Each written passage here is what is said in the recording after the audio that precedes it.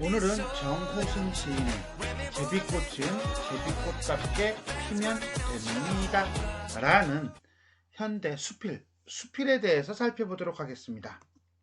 이 글은 꽃의 속성에 주목하면서 바람직한 삶의 모습을 유추적인 방법으로 제시한 수필이다. 글쓴이는 모든 꽃은 그 자체로 아름답다고 말하며 꽃에 대한 인간의 자기중심적인 생각은 꽃이 지니고 있는 본연의 개성을 말살하는 이기적인 평가라고 말하고 있습니다. 자, 결국은 이 꽃과 그 다음에 두 번째는 인간과 꽃이라고 하는 것이 이렇게 대비를 이루고 있네요.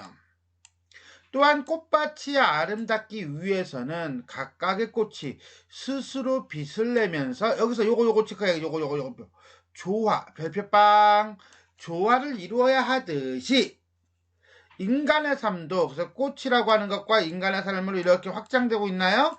이걸 우리는 뭐라고 한다고요? 유추적인 방법. 스스로 가치를 인정하고 스스로를 사랑하며 이것을 바탕으로 다른 사람들과 무엇을 이룰 때, 조화를 이룰 때 아름다워질 수 있다고 이야기합니다. 그런 점에서 글쓴이는 어떤 세태에 이기적이고 자기중심적인 세태를 비판하면서 각각의 개성이 존중받고 플러스 공동체적으로 조화를 이루는 두 개 묶으니까는 이퀄 진정한 봄이 도래하기를 소망하고 있다 라고 보시면 되겠습니다. 아무래도 이 작품은 수필이다 보니까 산문이죠. 전체를 한번 읽고 들어가기보다는 바로 구절구절 풀이로 들어가도록 하겠습니다. 꽃들은 남을 부러워하지 않습니다. 그래, 그게 좋은 자세야 라고 얘기하고 싶은 거죠. 뭡니까? 그렇죠. 꽃을 통해서 올바른 삶의 자세를 제시하고 있다. 제비꽃은 결코 진달래를 부러워하지 않고 진달래는 결코 장미를 부러워하지 않습니다. 잠깐. 제비꽃은 진달래를 부러워하지 않고 진달래는 장미를 부러워하지 않습니다. 원숭이 똥구녕은 빨가면 사과는 맛있어. 뭡니까? 그렇죠. 연쇄법이죠. 연쇄법이면서 예를 들어서 부연 설명하고 있다. 뭘 부연 설명해? 그렇지. 꽃들은 남을 부러워하지 않는다는 것에 대한 부연 설명이죠. 있는 그대로 자신을 한껏 꽃 피우다가 그 스스로가 자신의 가치를 드러내다가 아무 말 없이 떠나갑니다. 만일 if 제비꽃이 진달래를 부러워하고 진달래가 장미를 부러워한다면, 올바른 삶의 자세를 지니지 않는다면 꽃들의 세계에서도 잠깐 뭐라고? 인간들과 똑같은 불행한 일. 자, 이거는 은근히 지금 뭐 하고 있는 거예요? 인간이 의문의 일패를 당하고 있는 거죠. 그죠? 인간 세계에서 발생하는 모든 불행하는 일은 결국 뭐야? 남을 부러워하다 보니까 생기는 것이다. 즉, 자신의 개성과 가치를 모르고 남만을 동경하는 삶을 살다가 불행에 닥친다 라고 보시면 되겠죠. 그러나 but 뷰티 뒤집어지나요? 다행히 그런 일, 어떤 일, 인간들과 똑같은 일은 결코 일어나지 않습니다. 왜? 다른 꽃, 다른 존재를 부러워하지 않으니까. 자, 꽃들은 어떻게 살 것인가에 대해서 방황하지 않습니다. 네가 이쁘다고, 내가 예쁘다고 다투거나 시기하지 않고 오직 주어진 그대로 감사하며 열심히 살다가 사라질 뿐입니다. 이건 결국 뭡니까? 그렇죠. 봄, 여름, 가을, 겨울에 맞춰서 알아서 피고 진다는 거예요. 근데 그것을 조금 더 확장을 시키면 감사하며 열심히 살다가 가는 존재라는 거예요. 그것은 바로 뭡니까? 자신의 개성을 존중하고 그 다음에 살아가는 존재이다. 그리고 자신의 존재를 있는 그대로 인정하며 자신을 사랑하는 존재이다 라는 것을 얘기하고 있는 거지요. 결국 여기까지는 꽃의 속성 뭐예요?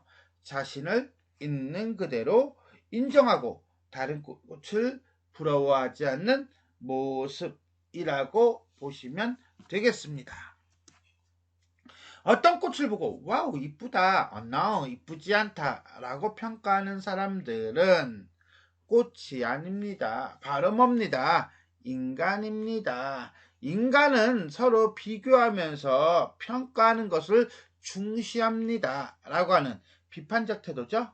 그런데 문제는 인간들이 인간의 잣대로 자기중심적인 평가를 하는 것일 뿐입니다. 별표빵. 벌레들을 보고 핵충이니 익충이니 구분하는 것도 역시 마찬가지래요. 누구 중심적 태도? 그렇죠. 인간 중심적 태도입니다. 꽃들은 그런 이기적인 평가를 내리는 인간들 앞에서도 그저 스스로 아름다울 뿐입니다. 즉 인간의 평가하고는 상관없이 스스로 아름다움을 드러내는 것이 중요하다는 생각이 드러나고 있습니다. 스스로 아름다움으로써 인간을 아름답게 하고 세상을 아름답게 해줍니다. 그것이 바로 뭡니까? 꽃이 가지고 있는 가치입니다. 꽃은 자기의 가치를 스스로가 인정하며 또 스스로 그 가치를 빛낸다는 거지요. 그렇게 함으로써 오히려 자기 자신만이 아닌 그렇죠. 인간들, 다른 존재들도 빛나게 한다는 것입니다. 만일 if 제비꽃이 제비꽃답게 피지 않으면 어떻게 되겠습니까? 몰라서 묻는 거야? 아니죠. 만일 가정인가요? 그렇죠. 결국 제비꽃이 제비꽃답게 피지 않는다면 어떻게 될까? 라는 말은 제비꽃은 제비꽃답게 피는 것이 중요하다는 것을 의문형과 가정법을 통해서 드러내고 있는 거예요. 아마 이 땅에 진정한 봄이 찾아오지 않을 것입니다. What is 진정한 봄? 그건 바로 뭡니까? 꽃들이 저마다의 모습으로 각기 자기 자신의 개성을 가지고 피어나는 그러한 상태가 오지 않을 것입니다. 이것을 이제 유추를 한다면 결국 뭡니까? 사람이 사람답게 살지 않는다면 각자의 아름다움과 개성대로 살아가는 삶은 찾아오지 않을 것입니다. 어떻게 되겠습니까? 퀘션. 진정한 봄이 찾아오지 않을 것입니다. answer. 이렇게 보면 되겠어요? 오케이. 그러면 문답법. 이렇게 되겠죠. 제비꽃이 제비꽃답게 피어남으로써 세상을 진정한 봄으로 가득 차게 합니다. 한마디로 각자 자신의 개성을 인정하는 태도가 매우 중요합니다. 만일 제비꽃이 나팔꽃이나 목련꽃처럼 피어난다면 자신의 가치를 스스로 인정하지 않고 다른 꽃을 욕심을 낸다면 그것은 봄의 비극입니다. 이 봄의 비극이 뭐겠어? 그렇지, 인간 세계에서의 불행한 일이 되겠죠. 인간이 인간답게 살지 않고 짐승처럼 살 때 느낄 수 있는 인간의 비극과 마찬가지입니다. 그리고 꽃밭에 오로지 제비꽃만 피어난다면 어떻게 되겠습니까? 자, 피어난다면 결국 또 가정을 하죠. 또 어떻게 되겠습니까? 의문형을 하고 있죠. 그죠? 됐어요, 여기까지? 자, 제비꽃은 개나리꽃과 민들레와 산수유와 할 때 함께 피어나야 아름다워집니다. 한 가지 꽃, 제비꽃만 피어있는 꽃밭은 뭐하다? 아름답지 않습니다. 그래서 뭐가 중요한 거야? 그렇지. 함께라고 하는 조화가 중요한 거예요. 라고 한다면 여기도 마찬가지로 퀘스천, 여기도 마찬가지로 answer. 그럼 뭐라고 쓰면 되겠어? 그렇죠. 문답법 이렇게 쓰면 되겠죠. 안 써져 있네. 여기다 이렇게 써놓을게요. 문답법. 나팔꽃만 해도 꽃이 색깔에 따라 보라색 나팔꽃, 흰색 나팔꽃, 연분홍 나팔꽃 등으로 나누어집니다. 그것은 바로 획일. 획일은 뭐에 반대예요? 그렇죠. 함께의 반대죠. 뭐에 반대예요? 조화의 반대죠. 벗어나기 위함입니다. 획일은 추함입니다. 자, 획일에 대한 글쓴이의 평가는 부정적이네요. 아름다움에서 벗어날 때 획일이 생깁니다. 아름다움을 위해서는 획일보다도 뭐가 더 중요해? 그렇지, 조화가 더 중요해. 언젠가 어떤 구체적인 예를 들어주고 있는 거 맞아요? 맞아요. 초등학교 저학년 학생들이 노란색 교복을 입고 떼찌어가는 것을 보고 부화장에서 갓 태어난 병아리들 같다는 느낌을 받은 적이 있었습니다. 예를 들어주나요? 회길이 주는 추함과 무서움이 아닐 수 없었습니다. 왜? 여기서는 개성이 상실되었으니까. 꽃밭을 아름답게 하기 위해서는 뭐가? 조화, 즉 한마디로 어우러짐 내지는 공동체적인 가치관이 가장 중요합니다. 결국 뭐예요? 아름다움의 요건은 조화. 제비꽃이 혼자서 아름답다고 해서 꽃밭 전체가 다 아름다운 것은 아닙니다. 전체가 어울리는 조화의 아름다움을 통해 비로소 제비꽃의 아름다움이 진정한 아름다움이 될 수 있습니다. 즉 무슨 소리냐? 어떤 공동체적인 조화의 아름다움이 있어야 각자 개성으로서의 아름다움이 가치를 인정받을 수 있다. 이거죠. 결국은 조화란 자신의 개성을 감추지 않고 다른 개성과 함께 어우러져서 만드는 것이다. 제비꽃이 진달래를 부러워하거나 닮고 싶어 하지 않는 까닭은 바로 그것이 바로 뭔데요? 그렇죠. 조화를 통해서 아름다움이 이루어진다는 사실을 알기 때문입니다.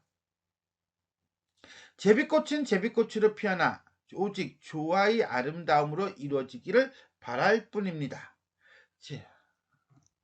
여기까지 제비꽃다움과 조화가 만들어낸 꽃밭의 아름다움이라고 보시면 되겠습니다. 인간도 마찬가지입니다. 이제는 제비꽃에서 뭘 넘어갔어요? 인간을 확장되고 있는 거 맞아요? 그렇죠. 제비꽃으로부터 얻은 깨달음을 인간에게 적용하고 있으니까 이건 뭐가 되겠어요? 유추. 나는 누구? 글쓴이죠. 나만의 특별한 아름다움. 그건 바로 뭐겠어요? 그렇죠. 자신만이 가지고 있는 개성을 지니고 있지만 글쓴이 인간과는 모든 인간은 각자 나름의 아름다움, 개성이 있다는 거예요. 다른 사람들의 아름다움과 조화를 이룸으로써 진정 나의 아름다움이 빛나는 것입니다. 좀 전에 했던 거죠. 제비꽃이 제비꽃이면 되듯이 나 또한 이대로 나 자신이면 됩니다. 비교법인가요? 시기법이고요. 자, 아무리 남의 장점이 돋보여도 남의 장점을 통해 나의 단점을 찾으려고 노력하면 어리석습니다. 자, 여기서 남의 장점을 통해 나의 단점을 찾는다는 것은 남을 부러워한다는 거예요. 남을 부러워한다는 것은 어리석다는 거예요. 오히려 그 단점이 장점이 될 수 있습니다. 왜? 그것이 개성이니까. 남의 장점을 통해 남편과 아내의 단점을 찾아내고 남의 장점을 통해 부모와 자녀의 단점을 찾아내려고 노력한다면 한마디로 남의 집 자식하고 자기 집 자식을 비교하는 거지 뭐. 그 또한 어리석은 일입니다. 하지 말라는 거죠. 장점이라고 생각한 그 장점이 경우에 따라서는 단점일 수도 있습니다. 남의 장점을 나의 장점으로 가져오기에는 나의 어떤 형편이나 환경이 그에 적합하지 않을 수도 있습니다. 이 말은 남에게는 장점일 수도 있지만 나의 형편이나 환경과 비추어 본다면 그것이 오히려 장점이 아니라 단점이 될 수도 있다는 거예요. 그죠? 바로 위에 있잖아요. 이 말은 결국 장점과 단점, 단점과 장점은 절대적 개념이 아니라 상대적 개념이죠. 상대성을 가지고 있다는 겁니다. 자, 여기까지 꽃들의 특성을 통해서 인간 사회의 조화가 갖는 아름다움에 대해서 이야기하고 있네요. 제비꽃은 제비꽃답게 피면 되고 진달래는 진달래답게 피면 됩니다. 굳이 남의 것을 부러워하거나 남의 것을 따라하려고 할 필요가 없습니다. 세상에 아름답지 않은 꽃이 없듯이 세상에 쓸모없는 인생도 없습니다. 어느 누구의 인생이든 인생의 무게와 가치는 똑같습니다. 동일하다는 거죠. 그렇죠. 모든 생명의 무게는 같다라고 하잖아요. 그와 같은 맥락에서 보시면 돼요. 다만 내가 나의 인생을 소중하게 여기지 않고 남의 인생을 부러워하다 보면 뭐예요? 열등감에 빠지겠죠. 그 다음에 자존감이 뚝 떨어지겠죠. 즉 자기 자신의 인생을 소중하게 생각하지 않는 태도, 그 태도의 문제점을 얘기해주고 있는 거예요. 저는 누구보다도 먼저 저 자신을 사랑합니다. 제가 제 자신을 사랑해야 진정으로 다른 사람을 사랑할 수 있기 때문입니다. 결국은 자기 자신을 사랑하는 게 얼마나 중요한지에 대한 얘기를 하면서 지금 있는 그대로의 저는 신이 주신 가장 위대한 선물입니다. 언제나 그 선물 바로 뭡니까? 나의 개성, 내가 가지고 있는 거, 나의 가치를 감사하게 받아들이고 인정하고 소중하게 여깁니다. 한마디로 분수대로 살려고 합니다. 신이 저에게 주신 재능은 더욱더 노력해서 살리지만 주시지 않은 것, 한마디로 나에게는 없으나 다른 사람에게 있는 것, 그런 거는 탐하거나 부러워하지 않습니다. 이런 걸 뭐라고 그래? 자기 분수대로 사는 거, 안분지적 이렇게 보면 되겠죠. 오늘 밤 저는 시를 쓰는 제비꽃입니다. 가마가마.